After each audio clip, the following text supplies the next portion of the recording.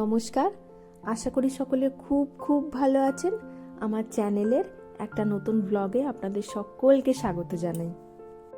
আজকে আমরা এমন একটা ওয়াটারফলস দেখবার জন্য যাচ্ছি যেটা দেখতে গেলে আমাদের বাড়ি থেকে প্রায় 65 কিলোমিটার ট্রাভেল করতে হবে, আর অবশ্যই সেটা আমাদের পাশের জেলা কার্বি আংলংয়ে। রাস্তাটা কিন্তু দারুণ, জন্মের তপস্যার ফল আজকে যে আমি পাচ্ছি, যে ও আমাকে সারা দিনটা আজকে দেবে বলেছে। তাই সকালবেলা আমরা যাচ্ছি ভেলুঘাট, যেখানে ওয়াটারফলস আছে সেই জায়গাটা দেখতে, আর বেলার দিকে মানে দুপুরের পর আমরা যাব নগাঁওতে যে বিখ্যাত পৃথিবীর সর্বোচ্চ শিবলিঙ্গটা আছে সেটা দেখবার জন্য। এই ব্লগটাতে আমি ভেলুঘাট ওয়াটারফলসটাই আপনাদের দেখাবো। এখন যে জঙ্গলটার ভিতর দিয়ে আমরা যাচ্ছি, এই জঙ্গলটা কিন্তু কার্বি আংলংয়ের মধ্যে পড়ে গেছে। জঙ্গলের রাস্তাটা এত সুন্দর আর এত পাখির ডাক শোনা যাচ্ছে যে কি বলবো, যেন মনে হচ্ছে যে গাড়ি থেকে নেবে একবার হাঁ করে ওপরে যদি তাকাই তাহলে না জানি কত পাখি দেখতে পাবো। কিন্তু এই সময় এই জায়গায় দাঁড়ানো যাবে না, কারণ এখানে প্রচুর বানরের উৎপাত, জানেন। তবে আমাদের ওদিককার মতো এখানে খুব একটা হাতির উৎপাত নেই, তবে বানর, শিয়াল জাতীয় প্রাণী, হায়না জাতীয় প্রাণী বা মাঝে মাঝে এখানে জানেন প্যান্থার টাইপের প্রাণীগুলোকেও দেখতে পাওয়া যায়। তাই যতটা তাড়াতাড়ি সম্ভব কোনো রকম অ্যাক্টিভিটি না করে এই জঙ্গল থেকে বেরিয়ে যাওয়াটাই ভালো। যদি কারণ আমরা তাদের এলাকায় ঢুকেছি, তাই তাদের নিয়ম তো মানতেই হবে। জঙ্গল জঙ্গলের মতো থাকবে, আমরা বহিরাগত। 8-10 কিলোমিটারের ওই পাহাড়ি জঙ্গলটা কোনো রকম অ্যাক্টিভিটি না করে শুধুমাত্র গাড়ি থেকে বসে উপভোগ করাটাই বুদ্ধিমানের কাজ। এখন যে রাস্তাটা চিরে আমরা বেরিয়ে যাচ্ছি, এই যে দুদিকে চলে গেছে, আগে এটা রাজপথ ছিল কিন্তু এখন এটা বন্ধ হয়ে গেছে। এবার যে রাস্তাটায় আমরা পড়ছি, এখান থেকেই কিন্তু এবার আসল রাস্তা শুরু হলো। পাহাড়ি জঙ্গলের একটা গ্রাম, যেখানে রাস্তা খুব একটা ভালো নয়।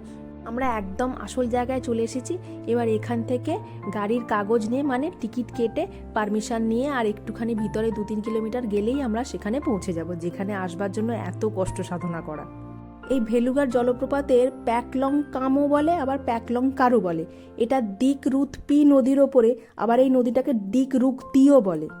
তবে এই জেলার মানুষজন এই জলপ্রপাতটাকে কীরকম একটা অদ্ভুত নামে ডাকছিলেন, আমি উচ্চারণও করতে পারিনি, নামও মনে রাখতে পারিনি। আসামের হিডেন জেমস বলতে পারেন। আর এখানে ট্রাইবাল সম্প্রদায়ের লোকজন কিন্তু সব থেকে বেশি বসবাস করেন। আর এখানে হিন্দু সনাতন ধর্মের পাশাপাশি বৌদ্ধ এবং খ্রিস্টান ধর্মটাকেই দেখা যায়, তবে খ্রিস্ট ধর্মের মানুষজন এখানে একটু বেশি থাকেন। আবার এই জঙ্গলটায় তলতা বাঁশের ঝাড়টা আবার সব থেকে বেশি দেখতে পেলাম। মেন রোড যতক্ষণ ছিল ততক্ষণ কিন্তু ভালো রাস্তা ছিল, তারপরেই যখন লোকাল রাস্তায় আমরা নামলাম, রাস্তার অবস্থা কিন্তু খারাপ ছিল। এবং সেই রাস্তা দিয়েই বলতে পারেন 25-30 কিলোমিটার আমরা এই সময় এসেছি, মাঝে একটু বৃষ্টিও পেয়েছি। তো রাস্তার কষ্টটা একটু তো বেশি হয়েইছে, কিন্তু যখন অবশেষে এই জায়গায় পৌঁছালাম এবং এই জায়গাটা যখন আমরা আবিষ্কার করলাম, মানে মনে হচ্ছে যেন সত্যি কষ্টটা সার্থক হলো। মানে এই রকম দৃশ্য দেখবার জন্য বা এই রকম জলপ্রপাত দেখবার জন্য আমি 65 কিলোমিটার কেন 65,000 কিলোমিটার জার্নি করতে রাজি, এই রকম জিনিস যদি আমি চোখের সামনে দেখতে পাই।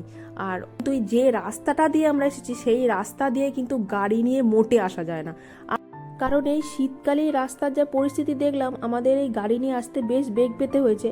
বর্ষাকালে তাহলে ভেবে দেখুন এখানকার অবস্থা বা জঙ্গল পাহাড়ের অবস্থা কীরকম হতে পারে।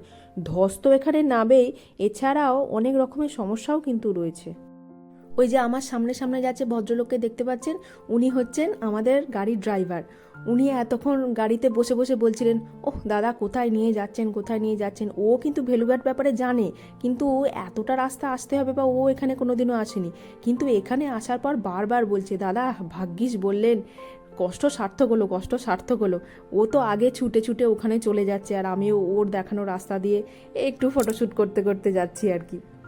কিন্তু প্রকৃতির মাঝে পাহাড় জঙ্গল পেরিয়ে যখন এই রকম একটা বিশাল জলপ্রপাতের কাছে আমি এসেছি, আমার সত্যি মনে হয় যে যদি নর্থ ইস্টে না আসতে পারতাম বা এখানে যদি না আসতে পারতাম, জীবনের হয়তো অনেক কিছুই আমি দেখতে পারতাম না, হয়তো এখানে থাকাটাই হয়তো আমার বৃথা হয়ে যেত। গাড়িটা যখন ওই রাস্তা দিয়ে আসছিল, গাড়ির দুলুনিতে বাবারে করছিলাম, কোমরটা গেল করছিলাম। কিন্তু এখানে এসে আমার ফটোশ্যুটের ধরন বা আমার বড় বড় দাঁতগুলো দেখে আপনারা নিশ্চয়ই বুঝতে পারছেন যে কতটা আমি খুশি। আর এই যে এখানে ছোট্ট ছোট্ট জলবিন্দুগুলো দেখছেন, এখানে মানে জলের বিন্দুগুলো এমন চারিদিকে ছড়িয়ে আছে, পুরো বাষ্প হয়ে আছে, যে সত্যি বলতে জামা কাপড় তো টুকটাক ভিজেই, এমনকি যখন এখান থেকে নামলাম চুলটাও পুরো যেন একটু সপ করছে। চোখের সামনে এরকম বিশাল একটা জলপ্রপাত দেখার পর আমার শুধু একটা জলপ্রপাতের কথাই মনে হচ্ছে, যেটা আমি বাহুবলী সিনেমাতে দেখেছিলাম, যেইটা টপকে প্রভাস ওপারে গেছিল। আর আপনারাও দেখুন যে নর্থ ইস্টের এই রকম প্রাকৃতিক জলপ্রপাত কীরকম হতে পারে বর্ষাকালে, তাহলে এর রূপটা কীরকম হতে পারে ভয়ঙ্কর, আপনারা একবার ভেবে দেখুন। কেন বর্ষাকালে এখানে আসতে দেয় না, আমি সেটা এখানে না আসলে বোধহয় বুঝতে পারতাম না। আজকে কিন্তু ভালো রকম ঠান্ডা আছে, প্রায় বলতে পারেন 10 ডিগ্রি মতো হবে। তার মানে সন্ধ্যা নামলে আরও কত নেমে যায় কে জানে। তবে এটা আমাদের দ্বিতীয়বার এখানে আসা। প্রথমবারের চেষ্টায় আমরা অর্ধেকের বেশি রাস্তা এসেছিলাম, যখন প্রায় আর 12 কিলোমিটার গেলেই এখানে আসতে পারবো, তখনই পুলিশ আমাদের আটকে দিল। আমরা গরমকালে আসছিলাম, মোটরসাইকেলে ছিলাম, সমস্ত রকমের বৈধ কাগজপত্র থাকা সত্ত্বেও ওনারা বারবার আমাদের ক্রস চেকিং করছিলেন, কোথা থেকে এসেছি, কেন আমরা এই সময় ভেলুঘাট যাব, ওখানে আমাদের কোনো চেনা জানা আছে কিনা, বা ওখানে নাইট স্টে করার কোনো ব্যাপার আছে কিনা।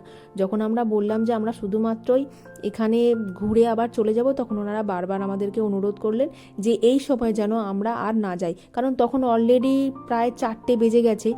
ওই 12 কিলোমিটার ট্রাভেল করে এসে এই জায়গাটা এক্সপ্লোর করে দেখবার পর যখন আমরা আবার এইখান দিয়ে যাব, তখন প্রায় ভর সন্ধে হয়ে যাবে। আর রাস্তাটা তো মোটেই সেফ নয়, দেখলেনই তো, একটা আমাদের গাড়ি ছাড়া আর কিছুই ছিল না। ওনারা বারবার আমাদের রিকোয়েস্ট করলেন যেন আমরা আর রিস্ক না নিয়ে যেন আমরা না যাই, আমরা যেন শীতকালে এখানে আসি, এবং অবশ্যই যেন এখানে আমরা সকালের দিকেই আসি। আর জলপ্রপাতের কাছে যে পিকনিক স্পট বলছিলাম না, এইটাই হচ্ছে সেই পিকনিক স্পট। একটুখানি সামনের দিকে এগিয়ে এসেই জলপ্রপাতটা যেখানে এভাবে নদীর মতো হয়ে বেরিয়ে যাচ্ছে, সেখানটা এই ছোট্ট ব্রিজটা বা সাঁকোটা পেরিয়ে গেলেই কিন্তু ওই দিকে জলপ্রপাতটা পড়ছে। আর এখানে এত সুন্দর জায়গাটা, মানে আপনার মনে হবে না যে এই জায়গাটা ছেড়ে আমি যাই। তবে এখন যেহেতু শীতকাল, এখানে টেম্পারেচার খুবই কম থাকে এবং পিকনিকের মরশুম এখনও শুরু হয়নি বলে এখানে জায়গাটা আপাতত নিরিবিলি রয়েছে। তবে যখনই এটা ডিসেম্বর মাসের শেষ দিক বা জানুয়ারি বা ফেব্রুয়ারি পড়বে, এখানে পুরো লোক গিজ করবে।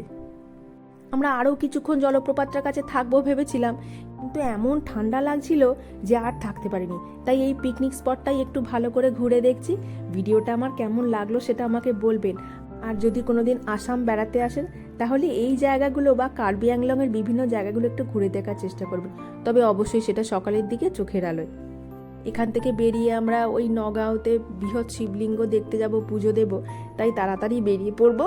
ভিডিওটা আমার এখানেই শেষ করছি। এই জায়গাটা ছেড়ে মন যেতে চাইছে না, তবুও যেতেই হবে। ওদিকে ড্রাইভারও তাড়া দিচ্ছে, সেও এখান থেকে তাড়াতাড়ি বেরিয়ে যেতে চাইছে। এখানেই শেষ করছি। কেমন লাগলো বলবেন, খুব শীঘ্রই দেখা হবে। সকলে ভালো থাকবেন।